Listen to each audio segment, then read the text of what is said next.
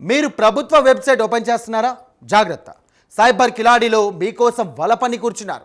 నమ్మక ద్రోహానికి care of అడ్రస్గా మారిన ఈ కేటగాళ్ళు ఏకంగా ప్రభుత్వ పోర్టల్ని కాపీ కొట్టేశారు.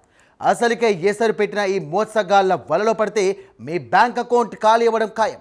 ఉన్నత చదువులు చదివి అడ్డదారి తొక్కిన ఒక హైటెక్ క్రిమినల్ వేసిన మాస్టర్ స్కెచ్ చూస్తే కనుక మీరు ఖచ్చితంగా ఉలిక్కి పడతారు. ఇంతకీ ఆ డెకాయిట్ ఎలా మోసం చేశాడు, ఆ పక్కా ప్లాన్ ఏంటనేది ఇప్పుడు తెలుసుకుందాం.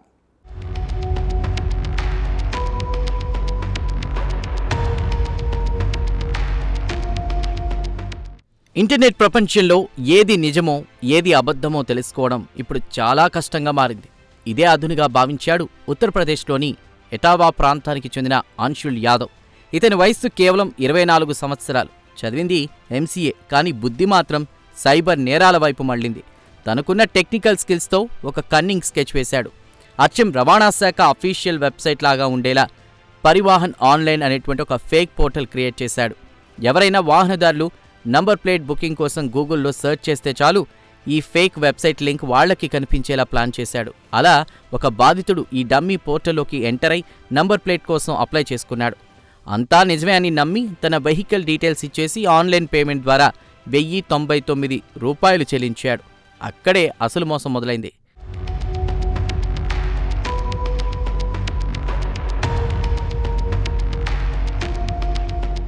డబ్బులు అకౌంట్ నుంచి కట్ అయిన తర్వాత ఈ సైబర్ కిలాడి అసలు స్వరూపం బయటపడింది. పని పూర్తయిందని చెప్పాల్సిన వాడు రకరకాల టెక్నికల్ ఇష్యూస్ వస్తున్నాయని, ఫైన్ పడిందని, ఇలా ఏవేవో కట్టుకథలు చెప్తూ ఇంకా డబ్బులు కట్టాలి అంటూ పదే పదే బాధితుడికి మెసేజ్లు రావడం స్టార్ట్ అయింది. దీంతో బాధితుడికి మెదడులో ఏదో తెలియని అనుమానం మొదలైంది. తాను ఓపెన్ చేసింది అఫీషియల్ వెబ్సైట్ కాదని, ఎవరో ఫ్రాడ్ గాడి వలలో పడ్డానని రియలైజ్ అయ్యాడు. వెంటనే ఏమాత్రం ఆలస్యం చేయకుండా నేషనల్ సైబర్ క్రైమ్ రిపోర్టింగ్ పోర్టల్లో తనకి జరిగిన మోసం గురించి కంప్లైంట్ చేశాడు. ఈ ఫిర్యాదును సీరియస్గా తీసుకున్న సైబర్ క్రైమ్ పోలీసులు వెంటనే FIR నమోదు చేసి రంగంలోకి దిగారు. అసలు ఈ ఫేక్ పోర్టల్ ఎక్కడి నుంచి ఆపరేట్ అవుతోంది, దీని వెనుక ఉన్న మాస్టర్ మైండ్ ఎవరు అని ట్రేస్ చేయడం స్టార్ట్ చేశారు.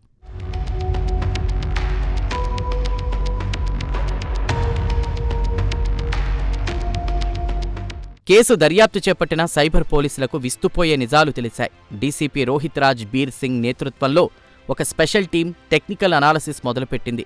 డిజిటల్ సర్వేలైన్స్ ద్వారా fake portal domain registration details, IP logs పరిశీలించారు. పబ్లిక్ నుండి ఆన్లైన్ పేమెంట్స్ కొట్టేయడానికే ఈ ఫేక్ సైట్ డిజైన్ చేశారని కన్ఫర్మ్ చేసుకున్నారు. ఆ తర్వాత ఈ అడ్మిన్ లాగిన్స్ వెనుక ఉన్న ఫోన్ నంబర్లను ట్రాక్ చేశారు. బాధితుల నుంచి కొట్టేసిన డబ్బులు ఒకే అకౌంట్లోకి కాకుండా వేరే బ్యాంక్ అకౌంట్స్కి మారుతున్నట్లు ఫైనాన్షియల్ అనాలిసిస్లో పసిగట్టారు. ఇలా దేశవ్యాప్తంగా చాలామంది ఈ సైబర్ ముఠా చేతిలో మోసపోయారని, ఈ నెట్వర్క్ ఒక రాష్ట్రానికి మాత్రమే పరిమితం కాదని, ఇదొక పెద్ద అంతర్రాష్ట్ర సైబర్ క్రైమ్ సిండికేట్ అని పోలీసులు గట్టిగా నిర్ధారించారు.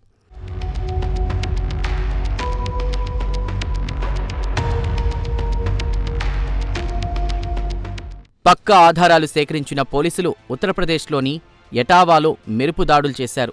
ఈ హైటెక్ స్కామ్కు సూత్రధారి అయిన అంశుల్ యాదవ్ను అదుపులోకి తీసుకున్నారు.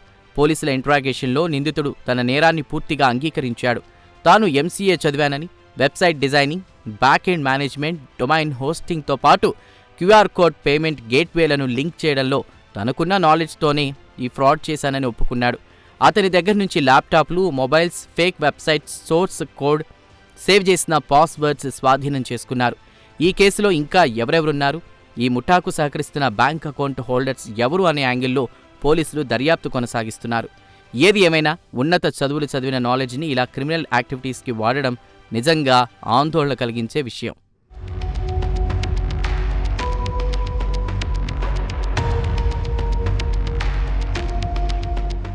చూశారు కదా, టెక్నాలజీ పెరిగే కొద్దీ ఈ సైబర్ కేటుగాళ్ళు ఎంతలా అప్డేట్ అవుతున్నారు. ఏకంగా ప్రభుత్వ పోర్టల్స్ని కాపీ కొడుతూ అమాయకుల అకౌంట్స్ ఖాళీ చేస్తున్నారు. అందుకే ఆన్లైన్లో ఏదైనా సర్వీస్ కోసం సెర్చ్ చేసేటప్పుడు ఆ వెబ్సైట్ అడ్రస్ నిజమైందా కాదా అని 1కి 2 సార్లు చెక్ చేసుకోండి. ఇలాంటి షార్ట్ కట్ మనీ కోసం ఎదురు చూసే అక్రమార్కులకు మా ఛానల్ తరఫున ఒకటే వార్నింగ్: మీరు ఎంత టెక్నాలజీ వాడినా పోలీసులు డిజిటల్ రాడర్ నుండి ఎప్పటికీ తప్పించుకోలేరు. ఇక జైలు ఉచ్చలు లెక్క పెట్టక తప్పదు. ఇక ప్రజలు కూడా డిజిటల్ లావాదేవీల విషయంలో అప్రమత్తంగా ఉండాలి, సురక్షితంగా ఉండాలి.